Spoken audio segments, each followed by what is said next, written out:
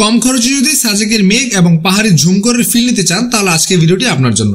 কিভাবে যাবেন, কোথায় যাবেন, কত টাকা খরচ হতে পারে, কিভাবে জায়গাগুলোকে বুকিং করবেন, বিস্তারিত তথ্য নিয়ে থাকছে আজকের ভিডিও। সুতরাং দেরি না করে সম্পূর্ণ ভিডিওটি দেখুন এবং আমাদের চ্যানেল ও পেজে লাইক, কমেন্ট, সাবস্ক্রাইব করতে একদমই ভুলবেন না।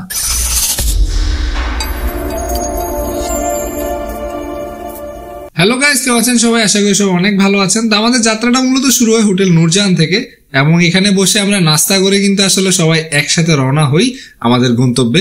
আর যাওয়ার আগে অবশ্যই একটু চা খেয়ে রিফ্রেশ হয়ে নিচ্ছি, যেহেতু রাত্রের জার্নি বলে কথা। তো আসলে আমাদের বাস কিন্তু ঢাকা থেকে চলে আসে। রণদীপ ভাই ঢাকা থেকে আসার সময় আমাদের জন্য সিট বুকিং করে নিয়ে আসে।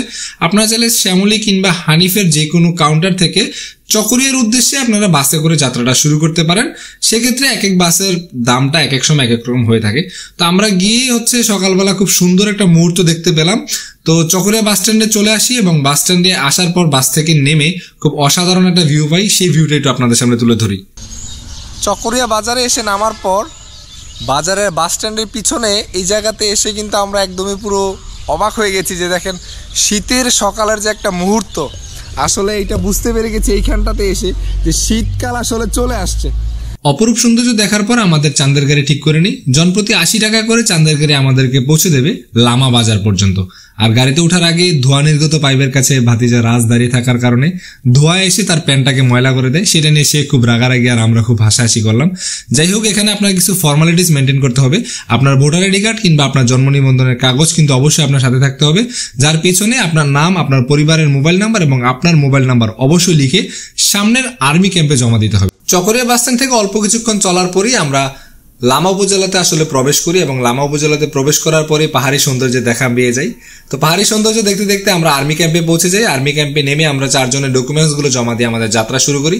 আর অল্প কিছুক্ষণ সময় পরে আমরা লামা বাজারে এসে পৌঁছে যাই। তো লামা বাজারে এসেই দেখতে পেলাম বিভিন্ন রিসোর্টের সাইনবোর্ডগুলো। যাই হোক, আমরা গাড়ি থেকে নামার পর আমাদের ব্যাগগুলো এক এক করে কালেক্ট করলাম। যার যার ব্যাগ সবাই বুঝে পেয়ে পাশে থাকা সেই নাস্তার দোকান থেকে আমরা ফ্রেশ হওয়ার জন্য প্রস্তুত হই এবং তারা আমাদেরকে যথেষ্ট ভালো সাপোর্ট দিয়েছে। লামা বাজারে নামার পরে হাতের বাম পাশে দোকানটা পেয়ে যাবেন। এখানে আপনারা নাস্তা করতে পারেন এবং রিসোর্টও চাইলে বুকিং করতে পারেন। তাদের দোকান থেকে কলা, বিভিন্ন চিপস, বুট, চানাচুর ইত্যাদি অনেক কিছু আমরা কিনে নিই এবং পানিও এখান থেকে কিনে নিই। তো গাইজ, আমরা এখন মারাংচা হিলে উঠার জন্য প্রস্তুতি সম্পূর্ণ নিয়েই নিছি। এই হচ্ছে আমাদের রিসোর্টের ব্যানার। আর এই আমরা উঠতেছি, পিছনে রণদীপ ভাই, সামনে আছে রিমন ভাই। আর ওই যে উপরে দেখতে পাচ্ছেন আমার একমাত্র একটা সন্তান, যেটা অন্য জায়গায় ছিল, আজকে নিয়ে আসছি আমার সাথে।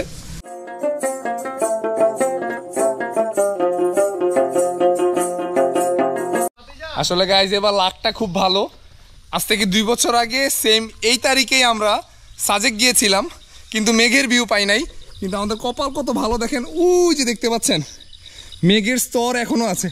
বেলা বাজে 9টা+, এখনো মেঘের স্তর আছে।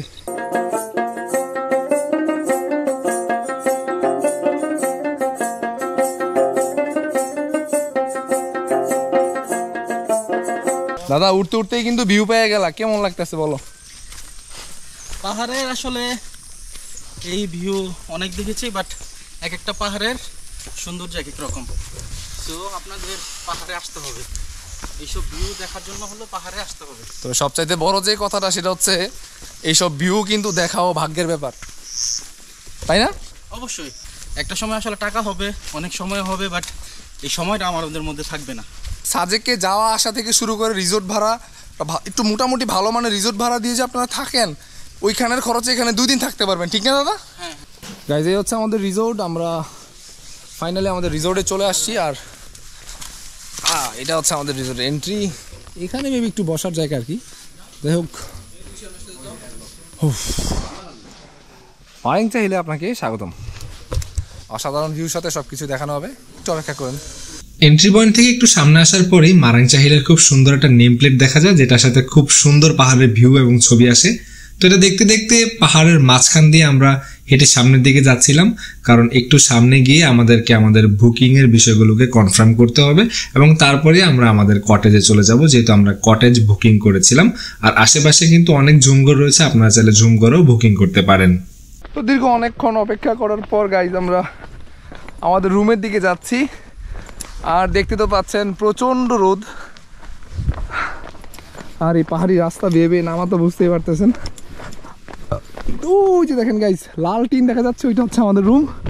তো চলেন দেরি না করে আগে রুমে যাই।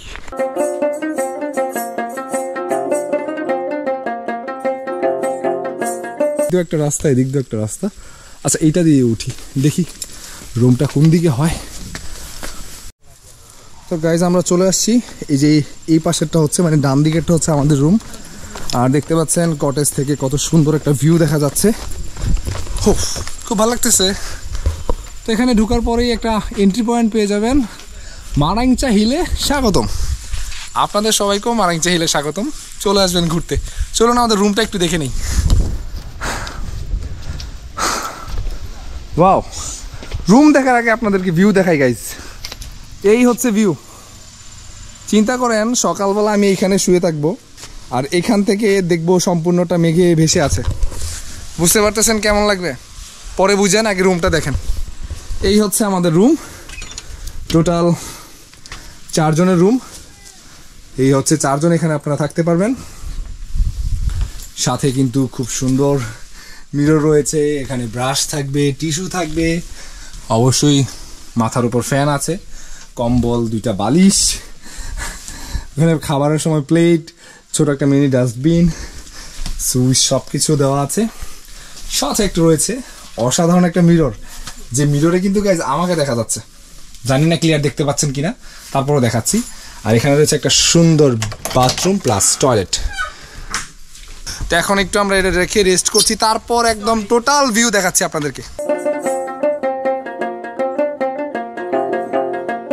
তো গাইজ আমাদের দুপুরের খাবারে আলু ভর্তা ছিল, সাথে একটা করে সেদ্ধ ডিম, মুরগির মাংস, জাপান থেকে আগত প্যাকেট ডাল।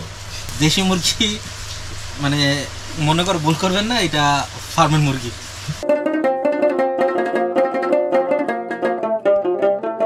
মারাংচা হিলের সিগনেচার একটা প্লেস হচ্ছে এটা, যেটা থেকে আপনি ওভারঅল টোটাল পাহাড়ের ভিউটা পাবেন। এই সাইড থেকে শুরু করে টোটালি একদম মানে পুরো রাউন্ড করে একটা সাইডের ভিউ আপনারা পাচ্ছেন। এবং এই সাইডে একটা জুম ঘর আছে, সেটা আপনাদেরকে একটু পরে দেখাচ্ছি। আর এইখান থেকে দেখাই, যদি এই একটা ভিউ পয়েন্টের ভিউ দেখেন,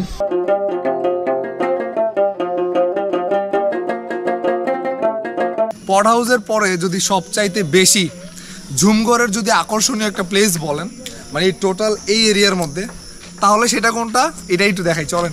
এখন যে ঝুমঘরটির কাছে আমি যাচ্ছি, এই পাহাড়ের মধ্যে সবচাইতে জনপ্রিয় একটি ঝুমঘর হচ্ছে এটি, যেখান থেকে অসাধারণ ভিউ পাওয়া যায় এবং বেশিরভাগ সময়ই ঝুমঘরটি বুকিং করা থাকে। বন্ধু বান্ধব নিয়ে আসলে সবচেয়ে বেস্ট প্লেস হবে এইটা, এবং অবশ্যই যদি আসেন তাদের সাথে যোগাযোগ করে আসবেন, না হলে কিন্তু এই ঝুমঘরগুলো খালি পাবেন না। আর যদি পরিবার পরিজন নিয়ে আসেন তাহলে আপনাদের জন্য বেস্ট হবে কিছু কটেজ, যে কটেজগুলোতে আমরা ছিলাম। এবং তাছাড়াও কিছু নতুন ভিআইপি কটেজের মতো করে ঝুমঘর তৈরি করা হয়েছে, সেখানেও চাইলে আপনারা উঠতে পারেন। তবে অবশ্যই আসার আগে যোগাযোগ করে এবং বুকিং করেই তারপরে আসবেন, তাহলে আপনার রুমটা সেফ ভাবে পেয়ে যাবেন, কোনো ধরনের ঝামেলা ছাড়াই। এবং অবশ্যই কিন্তু এখানে আসলে সাজেকের থেকে ভালো ফিল পাবেন। সুতরাং সম্পূর্ণ ব্লগটা দেখতে থাকুন। এখন রাত হয়ে গেছে আর আমরা আমাদের কটেজের সামনেই আছি, দেখতে পাচ্ছেন আমার পিছনে আমার কটেজ। তো আসলে কটেজের ভিউটা রাত্রেবেলা অনেক সুন্দর, আর আশা করেছি আমি আপনাদেরকে দেখাচ্ছি। এখন কটেজের ভিউটা দেখেন, এই হচ্ছে কটেজের সামনের ভিউ। আর এই যে এখন আমি কটেজের ভিতরে যাচ্ছি, দেখেন কটেজের ভিতরের ডেকোরেশনটা কত সুন্দর।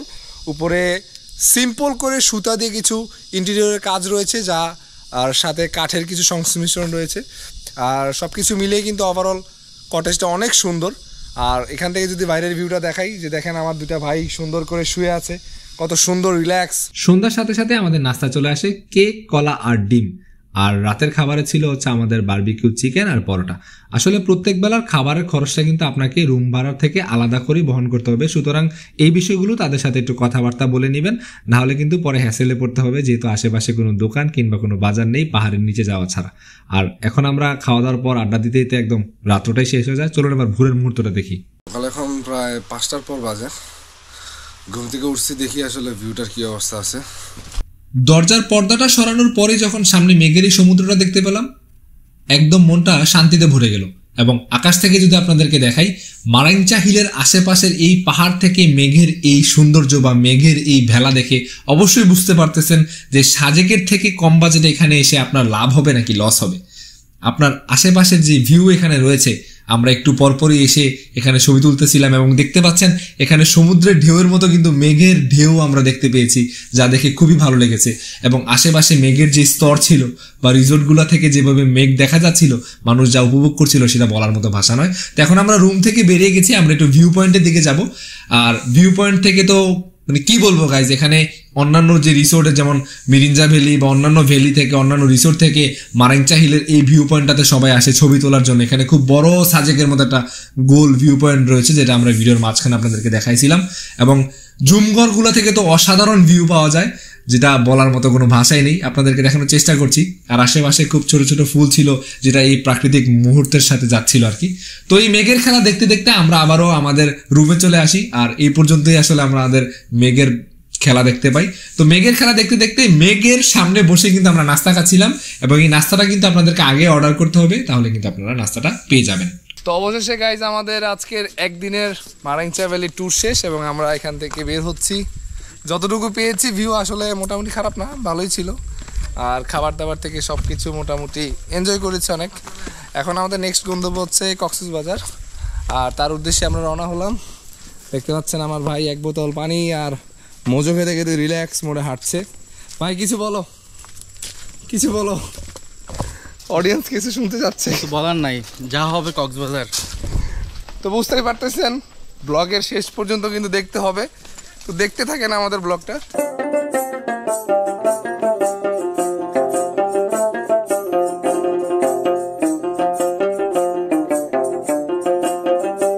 পাহাড়ের উঁচুতে যানবাহন চলার মতো রাস্তা না থাকার পরও এখানে যানবাহন চলছে, রিসোর্টগুলোর কাজের মালামাল নিয়ে যাওয়া হচ্ছে, এবং অনেক পর্যটক কিন্তু বাইকে করে উপরে উঠছে।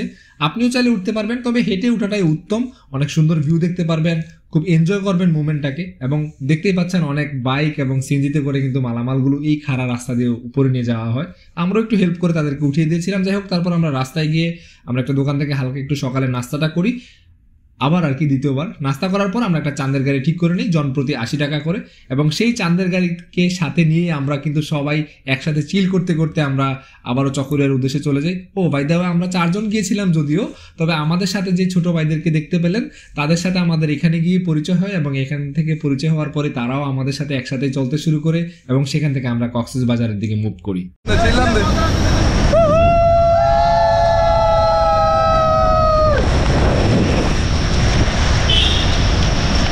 তো এইভাবে আনন্দ করতে করতে আমাদের একদিনের মারাংচা হিল ভ্রমণের পর্বটা শেষ হয়। তো আশা করি সম্পূর্ণ ভিডিওটা দেখে আপনারা অবশ্যই বুঝতে পেরেছেন যে সাজেক না গিয়ে এখানে আসলে আপনারা কতটুকু মজা করতে পারবেন, কতটুকু মেঘের ভিউ দেখতে পাবেন, কিরকম রিসোর্ট এবং কিভাবে আপনারা থাকতে পারবেন, সম্পূর্ণ বিস্তারিত। তো যদি ভিডিওটা ভালো লাগে থাকে অবশ্যই লাইক কমেন্ট শেয়ার করতে একদমই ভুলবেন না। দেখা হচ্ছে নতুন কোনো ভিডিওতে, নতুন কোনো গন্তব্যে। সে পর্যন্ত সবাই ভালো থাকুন, সুস্থ থাকুন। ধন্যবাদ সবাইকে।